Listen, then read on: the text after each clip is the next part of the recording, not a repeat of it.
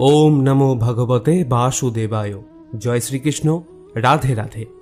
শ্রীমদ্ ভগবত গীতা এমন একমাত্র গ্রন্থ যা মানুষকে বেঁচে থাকার জন্য সঠিক দিশা দেখায়। ভগবত গীতা জীবনে ধর্ম, কর্ম এবং প্রেমের পাঠ শেখায়। ভগবত গীতার জ্ঞান মানব জীবন এবং জীবনের পরবর্তী জীবনের জন্য উপযোগী মনে করা হয়। গীতা হল সম্পূর্ণ জীবন দর্শন, আর যে ব্যক্তি একে যথাযথভাবে অনুসরণ করতে পারে সেই ব্যক্তি সর্বশ্রেষ্ঠ হয়। ভগবত গীতায় মোট 18টি অধ্যায় এবং 700টি শ্লোক আছে, যা সবার পক্ষে প্রতিদিন পাঠ করা এবং উপলব্ধি করা সম্ভবপর হয় না।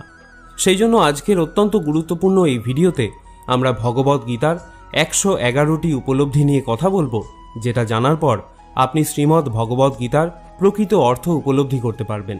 তাই আপনি প্রতিদিন এই ভিডিওটি রাতে ঘুমানোর আগে বা সকালে ঘুম থেকে ওঠার পর শুনবেন।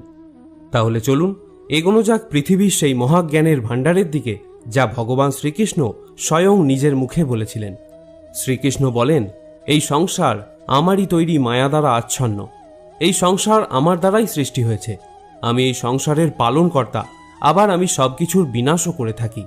আমি অতীত, বর্তমান এবং ভবিষ্যতের সকল প্রাণীকে জানি, কিন্তু বাস্তবে আমাকে কেউই জানতে পারে না।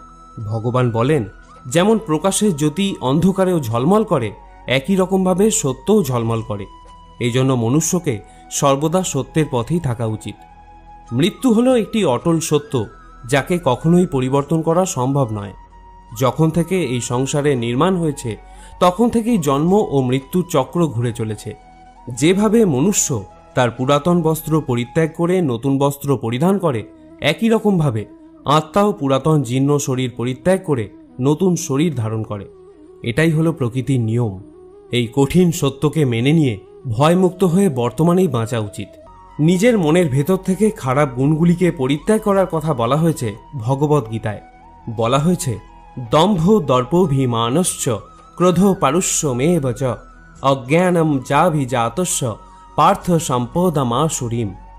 অহংকার, রাগ, কঠোর বাণী এবং অজ্ঞানতা এইসব থেকে মনুষ্যকে দূরে থাকা উচিত। সৎ গুণগুলিকে নিজের জীবনে ধারণ করা উচিত। এর ফলে জীবনে পরম শান্তির অনুভূতি হয়। শ্রীকৃষ্ণ আরও বললেন, ন হি জ্ঞানেন সদৃশং পবিত্রমিহ বিদ্যতে। অর্থাৎ এই সংসারে জ্ঞানের মতো পবিত্র আর কোনো কিছুই হতে পারে না। শ্রদ্ধাবান লভতে জ্ঞানম, অর্থাৎ জ্ঞানের প্রতি জিজ্ঞাসা থাকলেই জ্ঞান লাভ করা যায়। জ্ঞানম লব্ধা পরাং শান্তিম অচিরেনাধিগচ্ছতি। জীবনে শান্তি লাভ করার জন্য সাধনা নয়, বরং জ্ঞানের প্রয়োজন হয়।